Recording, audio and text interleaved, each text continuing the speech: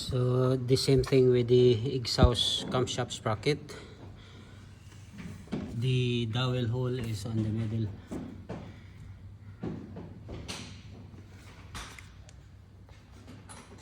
So the torque for camshaft bolt sprocket, it's 65 to 77 Newton meter.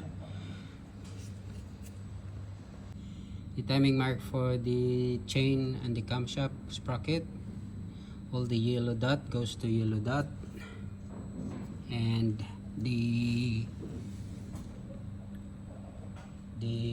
crankshaft is, the dowel is on 12 o'clock, and the timing mark for the crankshaft sprocket is 4 o'clock. The tightening torque for the timing chain guide for the 8mm bolt is 23 Newton meter, and for the tensioner, which is the 10mm bolt, is about 10 to 12 Newton meter.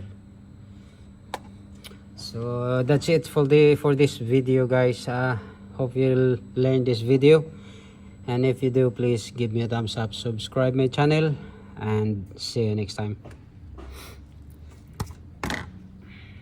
So the timing mark for this i30, the timing mark for the chain and the camshaft sprocket, all the yellow dot goes to yellow dot, and the crankshaft is on 5 o'clock. Yeah.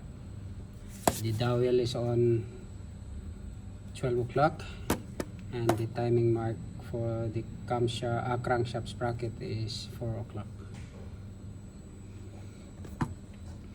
So the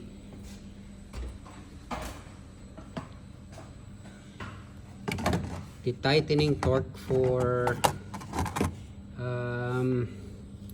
the timing chain guide for the 8mm bolt is 23 Newton meter, and for the tensioner, which is the 10mm bolt, is about 10 to 12 Newton meter. So that's it for this video, guys.